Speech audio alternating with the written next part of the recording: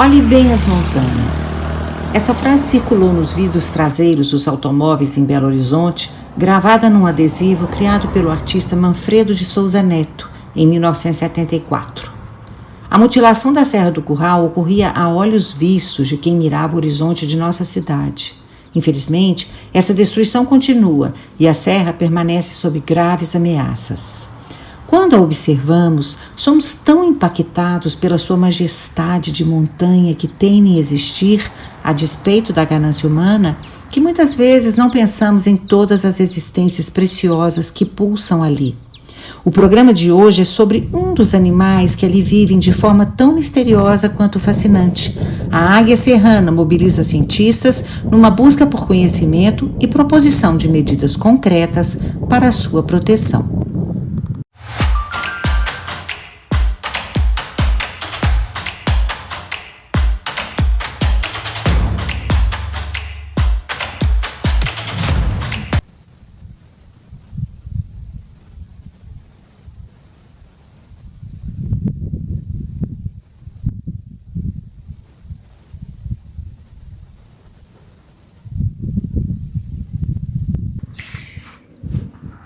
Estamos na Serra do Curral, mais exatamente no Parque do Paredão da Serra do Curral, para mais uma entrevista do projeto História da Fauna Silvestre na Grande BH, apoiada pela FAPEMIC.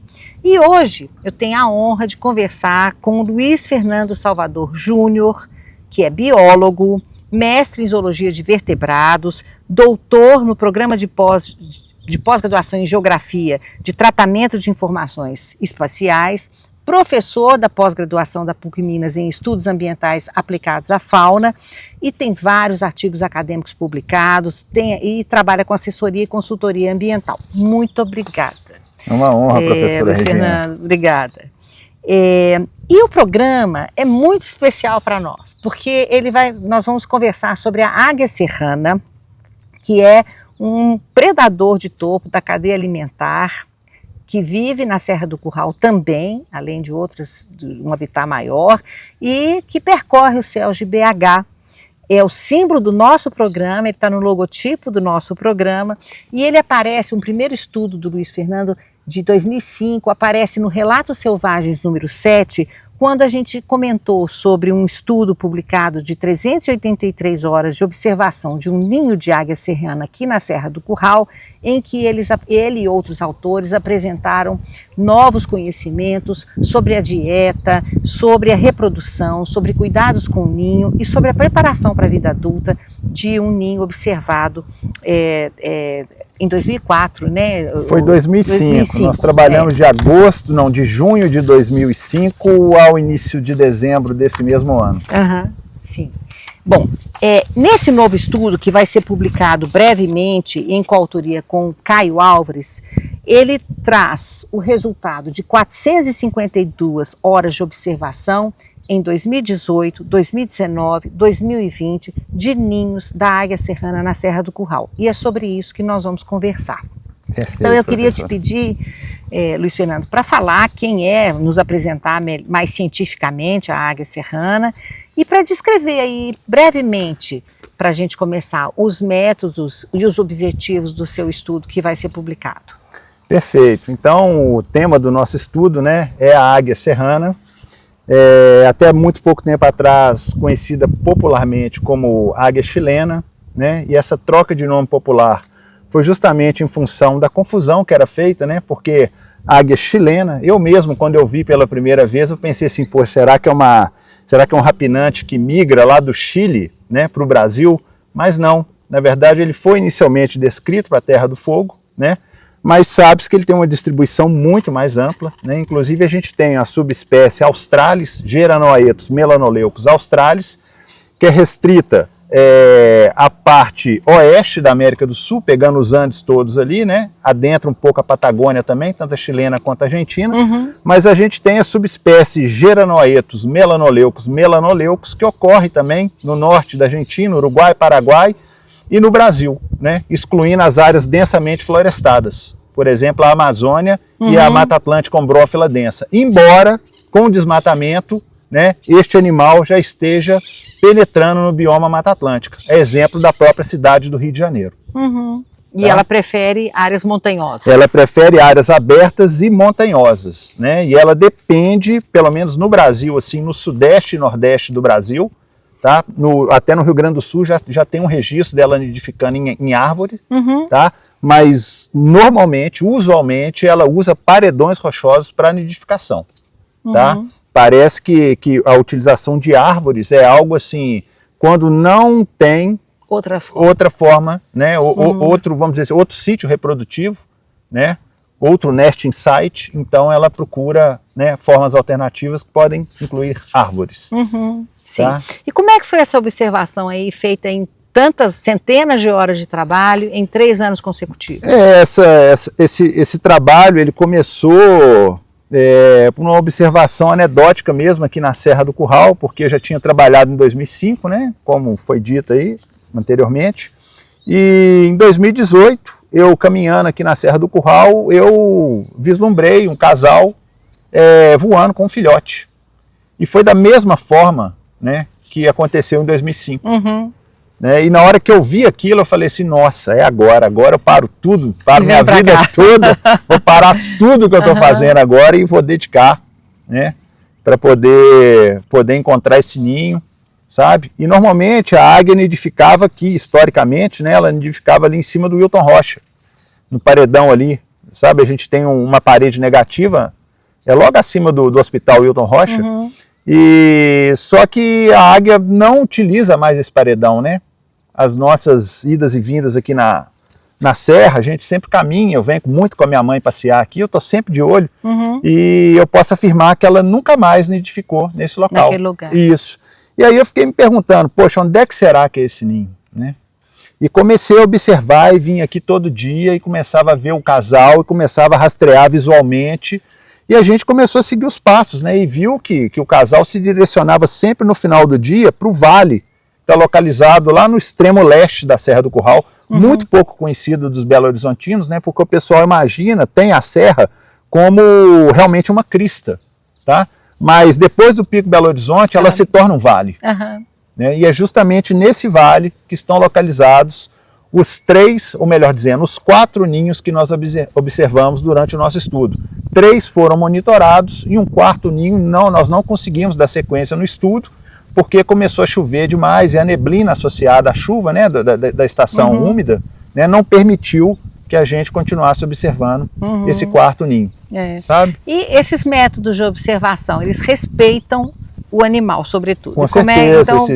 Quais são esses cuidados da observação? Os métodos que a gente utiliza para observação é justamente gravação por meio de filmadores digitais, com 70 vezes de zoom óptico. A gente mantém uma distância mínima de 100 metros, né?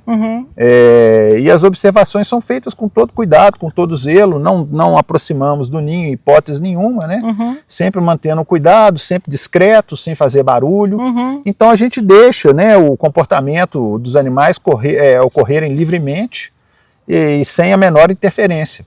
Né? E a gente permanece lá sempre quieto no lugar de observação, né? A conversa é sempre muito baixa, normalmente nem tem, assim, a gente nem fala nada, eu e o Caio sempre o tempo inteiro em silêncio, né? E acaba quando você já trabalha com uma pessoa, conhece o comportamento dos bichos, um simples olhar meu para o Caio, ele já entendia o que eu queria dizer, né? Então eu, por exemplo, eu estava com o binóculo olhando o macho, ele já estava olhando a fêmea, e a gente já tem toda essa, já existe um procedimento, né, que a gente adota do método, né, porque a gente já está muito acostumado a trabalhar um com o outro, né? É um procedimento de ornitólogo, né? Eu não sou ornitólogo, não, eu sou peixólogo, né? Minha especialidade é peixe, né? Ictiologia, sim, isso. Eu vi. Mas tem esses trabalhos tão importantes sobre a área serrana. Exato. E a sua geoespacial, a sua tese é sobre... São áreas prioritárias para pesquisa e conservação de rapinantes ameaçados de extinção na região do quadrilátero ferrífero. Isso. Que eu vou colocar no link para a sua tese, que é perfeito, muito interessante. Além dos artigos que vão estar todos direcionados no link para as pessoas que estão assistindo poderem acessar. E o que vocês viram? Então, eu até disse que em relação ao estudo de 2005, esse estudo é um pouco mais triste, resultados que nos deixam mais tristes. Sem dúvida. Mas qual foi o resultado, assim, dessa observação? Resultado foi nos 3 ninhos efetivamente monitorados, nós não tivemos, infelizmente, sucesso reprodutivo nenhum, né? Então, os 2 filhotes que nasceram no ano de 2020, porque 2018... as águias colocaram 2 ovos, né? Então uma postura de 2 ovos, nenhum dos 2 eclodiu. Em 2019, o nosso ponto de observação, porque as águias mudaram o ninho de lugar, nós não conseguimos observar ovos, mas a gente tem certeza que tinha ovos no ninho por causa do comportamento de incubação que durou até o final de outubro daquele ano. Mas também não vingou nenhum filhote, não nasceu filhote, né? Porque senão a gente veria claramente, né, por meio das observações. Já em 2020... Porque quando há filhote, eles levam comida. Eles levam comida, a gente consegue observar os filhotes transitando no ninho, o desenvolvimento desses filhotes, né? A gente consegue, inclusive, detectar a transição de plumagem. Então, tudo isso é muito perceptível, né? Mas, enfim, em 2019 nasceram 2 filhotes, tá? Só que esses 2 filhotes, eles não vingaram, eles infelizmente faleceram, né? Sim. Então não houve um sucesso, na verdade o título do artigo é sobre o fracasso reprodutivo. É sobre o fracasso reprodutivo ao longo dos 3 anos, 2018, 2019 e 2020. Esse é um animal ameaçado de extinção? Não, ele não é ameaçado de extinção, inclusive ele é considerado comum. Ele é considerado uma espécie comum, né? Muito associada às áreas montanhosas, né? Áreas abertas, a exemplo da Serra do Cipó, né? Que são muitos cânions, vegetação rasteira de cerrado, campos, né? De altitude, campos rupestres, mas a gente vê que mesmo assim existem problemas, né? Que podem causar o declínio da espécie. Na verdade, o seu estudo acende um alerta. Exato. Porque se há um lugar tão importante de reprodução que está levando ao fracasso, né? Por vários fatores. Principalmente no cenário de mudanças climáticas, né? Que a gente vem vivenciando, né?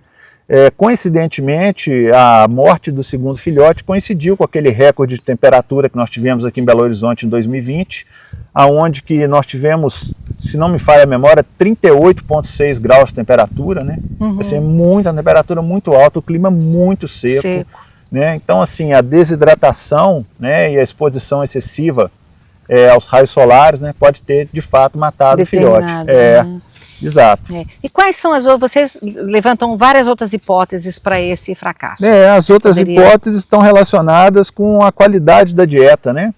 Então, assim, os itens alimentares consumidos pelas águias em Belo Horizonte, no ambiente urbano, tipicamente, porque ela caça sobre as comunidades, ela caça no centro da cidade.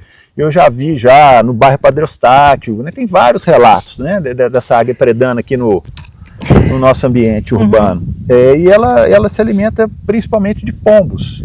Do pombo doméstico. Do pombo doméstico. E do ponto de vista nutricional, né, e sanitário, isso não pode ser pode não ser uma boa escolha. Entendi. Né? Porque os pombos se alimentam, né, sobre o asfalto, sobre os telhados, e assim, à medida que eles estão ingerindo itens alimentares nesses ambientes, eles estão ingerindo porções de asfalto, né, e também de amianto, né, e isso tem um custo.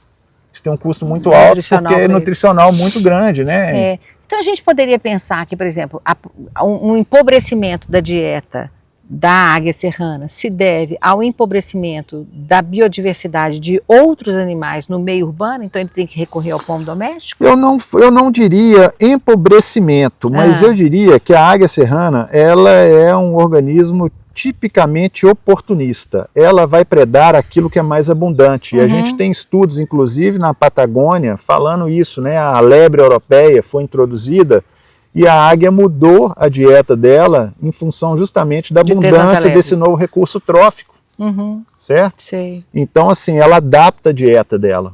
Entendi. Né? E no caso tem pombo demais. Tem pombo demais, então, exatamente, né? Tá certo. Uma coisa que eu vi, tanto na sua tese quanto nesse artigo, e algo que me interessou muito, e acho que vai interessar também aos nossos espectadores, é o fato de que o biólogo parece que ele está tomando uma outra uma outra posição, um outro papel na sociedade, porque além de fazer o estudo propriamente biológico, os estudos como o seu trazem recomendações. Perfeito. Eles têm uma abordagem complexa que envolve, em que o biólogo se aventura e o biólogo dialoga com aspectos sociais, econômicos, culturais, e isso me fascina muito. Sobretudo porque conservacionista, né? isso, que é um pouco a biologia da conservação. E isso Perfeito. faz com que acenda um alerta muito grande da importância das humanidades dialogarem com a biologia, né? E das pessoas das humanidades dialogarem com a biologia, porque os biólogos estão estabelecendo, abrindo um diálogo com esses aspectos sociais, culturais e até políticos, de políticas públicas. Sem dúvida. Então eu queria te perguntar, assim, você faz esse novo papel do biólogo, que eu acho muito importante, e também das recomendações, por exemplo, que vocês chegaram ao final do artigo, abrindo-se digamos, à sociedade mais ampla, às políticas, aos gestores públicos, de recomendações de quais ações são necessárias para a proteção e para a prosperidade da águia serrana. No caso de Belo Horizonte, né, seria, assim, no nosso entendimento, seria muito importante, primeiramente, a proteção efetiva e legal da serra, né? E a gente propõe também que a águia se torne o símbolo da Serra do Curral, né? Porque predadores de topo têm sido utilizados em várias outras partes do mundo para servir de espécies bandeira, né? Ou seja, que chamam a atenção, né? Para preservação de habitats críticos, né? De ambientes importantes, né? Para conservação. A onça pintada, né? É uma desses casos, exatamente, né? De espécie-chave. Exatamente. Né? Então, assim, você chamando a atenção para o predador em si, você também preserva o ambiente do predador e toda a fauna e flora associada também. Né?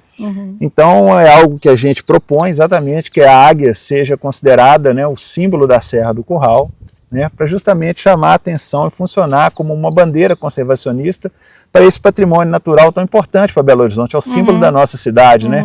Eu tenho certeza que, assim como eu, não sei nem quantificar, mas assim, uma parcela muito significativa dos belo-horizontinos, né, tem um amor profundo pela Serra do Curral, né?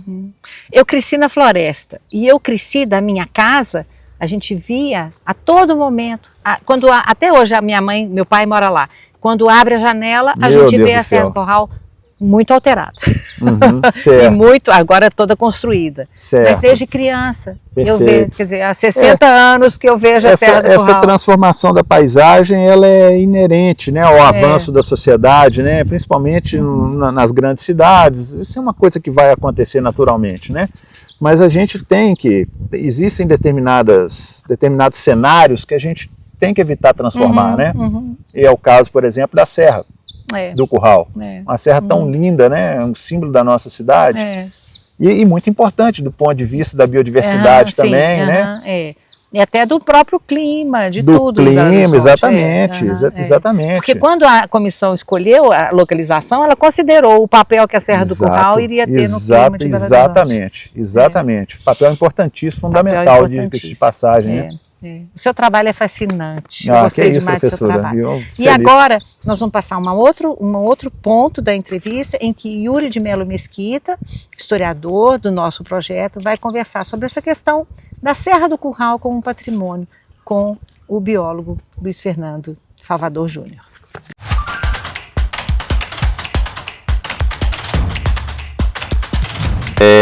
Bom, boa tarde, né? É uma satisfação estar aqui. Eu gostaria estamos aqui num espaço que é protegido, né? Nós estamos no Parque da Serra do Curral, que marca uma consolidação das políticas municipais de proteção do patrimônio da Serra do Curral, que sempre foi um patrimônio para os belo-horizontinos, mas que oficialmente, desde 2003, quando o Conselho Deliberativo de Patrimônio Cultural do município de Belo Horizonte votou essa proteção baseado em um estudo inovador para a época, que era um estudo muito completo, que viu as questões climáticas, viu as questões, né, do solo, da vegetação que se poderia ter aqui, dos animais que as casas e os terrenos afetavam a partir da construção desenfreada, né? E eu gostaria de saber de você a importância dessa consolidação da política pública de patrimônio para a proteção da Serra do Curral e dos animais que aqui habitam. Professor Yuri, primeiramente, um prazer enorme estar aqui com você. É uma honra para mim poder, né, estar aqui justamente conversando a respeito de um marco paisagístico seminal para Belo Horizonte, né? Afinal de contas, nossa cidade foi fundada aos pés da Serra do Curral, né? E sem dúvida, você mencionou muito bem, os estudos multidisciplinares, eles são fundamentais, né? Porque são esses diagnósticos que proporcionam justamente dados para que a gente possa, né, nos basear, né, em questões realmente concretas para poder tomar as decisões necessárias para proteger, né, os marcos paisagísticos, né, determinado recorte espacial, no caso aqui a Serra do Curral. Então, de fato, né, a condução de estudos multidisciplinares envolvendo questões que você mencionou, climatológicas, hidrológicas, fauna e flora, né, uso e ocupação do solo, são fundamentais para que a gente possa ter políticas públicas, né, voltadas justamente para a preservação de marcos territoriais como a Serra do Curral. Foi importante você citar o Parque das Magabeiras, porque ele talvez seja um símbolo do início desse processo de consolidação das políticas públicas, né? Era bem tímido ainda, que era uma área de mineração da própria Prefeitura de Belo Horizonte. Em relação à mineração da Serra do Curral, os seus estudos demonstram que essa mineração, quais tipos de impacto elas causam, tanto na águia quanto nos outros animais aqui da Serra? Na águia propriamente dita, eu não posso fazer qualquer inferência, porque o nosso estudo não comprovou de forma nenhuma que a mineração impactou a águia em si, né? Mas a gente tem uma perda de hábitat muito grande, né? Porque à medida que você vai abrindo cavas a céu aberto, obviamente você vai retirando parcelas de vegetação. E quando você retira parcelas de vegetação, você obrigatoriamente está eliminando, né, habitats para uma parcela muito considerável de espécies associadas à vegetação e também ao solo, né? Então você tem o que a gente chama de supressão de habitats, né? E quando você tem perda de habitat, você obrigatoriamente você está afugentando aquela fauna associada àquele determinado trecho. Não à toa, a perda de habitat é considerada a principal causa de perda de diversidade no mundo todo. Sim, eu acho muito importante essa colocação, que quando as mineradoras, até as legais aqui da Serra do Curral, quando elas não cumprem a legislação, por exemplo, o volume de caminhões, isso é uma coisa que pode atrapalhar muito também a vida silvestre. Sem dúvida nenhuma, o tráfego de veículos, sobretudo veículos pesados, né, caminhões, né, transportadores de minério, por exemplo, além do atropelamento da fauna em si, que pode ocorrer, né, a gente ainda tem a questão do barulho também, né? E outro fator envolvido também é justamente o lançamento de partículas sólidas, né? A poeira, por exemplo, em suspensão, né? E isso também tem um custo, né? Isso não é algo benéfico, né? Então você está naquele ambiente ali de trânsito de veículos pesados, você tem sempre um ambiente, de certa forma, poluído, né? Com relação à qualidade do ar. Né? Então não é bom de maneira nenhuma. Eu acho muito, assim, cada assunto que você coloca nos leva a uma outra questão. Isso eu acho muito importante, de mostrar como que as políticas de patrimônio, quando bem feitas, elas são as que mais abrangem vários detalhes que estão para muito além de questões que as pessoas imaginem da produção de patrimônio em si. Perfeito.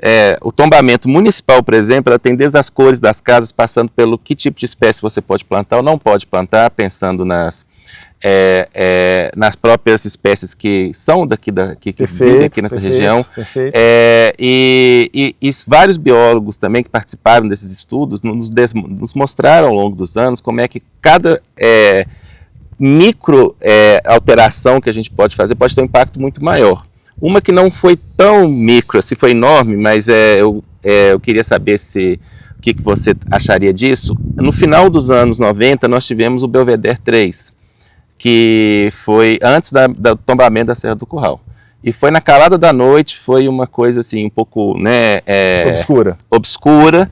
E hoje nós já temos estudos que demonstram que a temperatura na regional centro-sul, principalmente mais próximo do centro da cidade, ela aumentou pelo menos 2 graus em alguns momentos por causa dessa verticalização que nós tivemos aqui. Perfeito. A verticalização causa impacto para essas aves também aqui na região da Serra do Curral? Você mencionou o Belvedere, né? Só a título de exemplo, quando meu pai era novo, por volta de 1900 na década de 50, né? Meu pai tinha 10 anos, um pouco mais talvez, o meu avô levava para o Belvedere para caçar, né? Então, quer dizer, era um ambiente ainda, de certa forma, inóspito, né? Muito pouco alterado, né? Então tinha uma fauna realmente associada, hoje mudou completamente, né? Então essa verticalização que você mencionou, ela pode ser muito nociva para as aves, sim, principalmente no que diz respeito à colisão contra edifícios, que é algo relativamente comum. Inclusive nós tivemos aqui em Belo Horizonte eventos recentes desse tipo de impacto, inclusive tema de noticiários, né? Foi lá inclusive no bairro Caiçara, onde foram encontradas várias aves mortas no chão, né? Justamente em função da colisão, né, com edifícios. Então realmente é um problema, problema sim, né? Quanto mais estrutura a gente cria, né, no ambiente, de certa forma mais barreiras a gente impõe ao deslocamento, né, das aves, né? Que obviamente, né, essa movimentação é toda por meio do voo, né? As aves, elas são organismos voadores, então elas utilizam o espaço aéreo justamente para poder se deslocar, né, para se dispersar e até mesmo realizar migrações também. Sobre esse tema, nós recomendamos também a série Relatos Selvagens, que a gente tem um programa especificamente sobre isso também, né, que são sobre o fechamento de vidros dos jardins também. Uma última pergunta, essa conversa poderia se estender por horas, né, a gente está até aqui cercado por aves, né, acho que vamos ter uma trilha sonora especial nesse programa.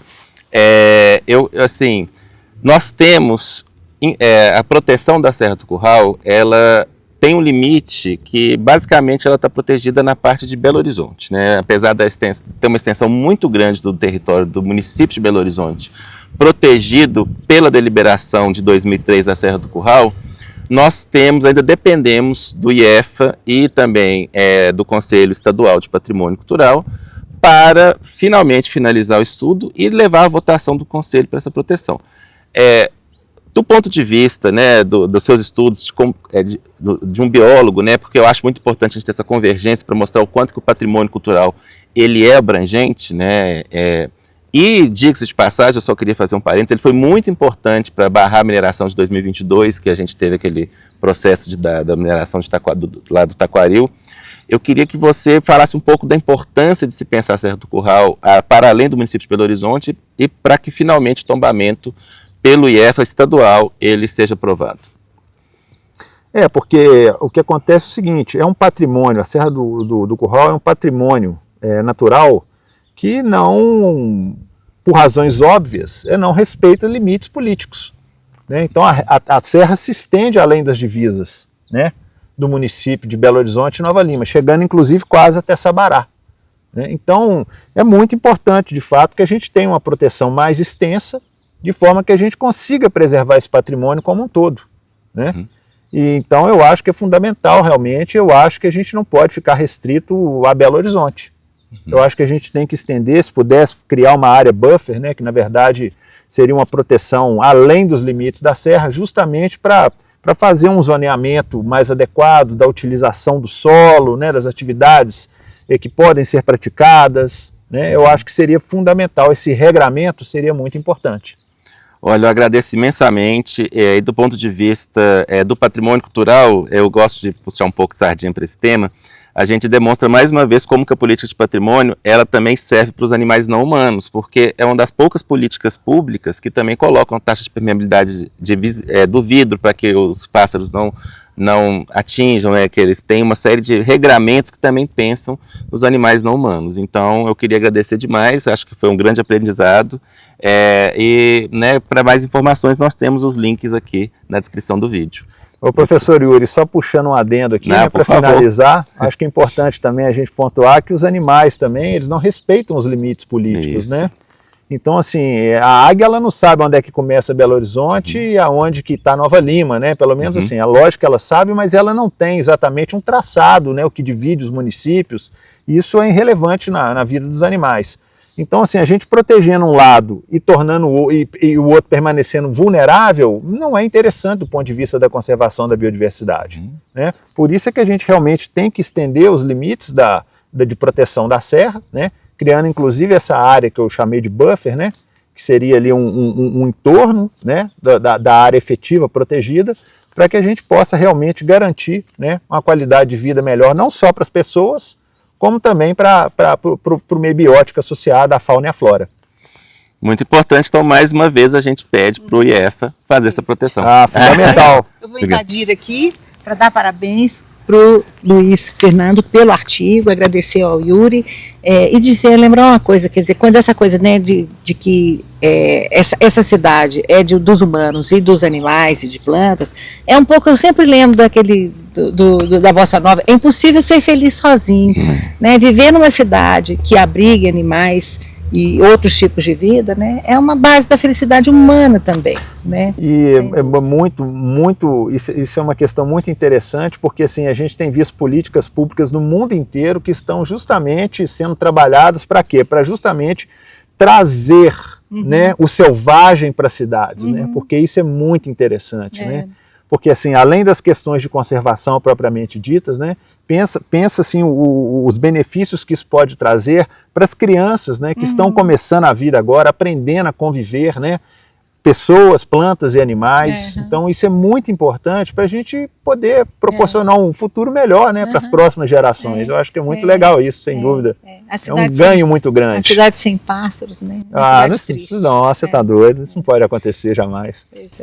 Bom, então eu agradeço a todos e agradeço aos espectadores do público que está nos vendo e continuem seguindo as nossas entrevistas sobre a vida silvestre na Grande BH. Obrigada. Maravilha, excelente.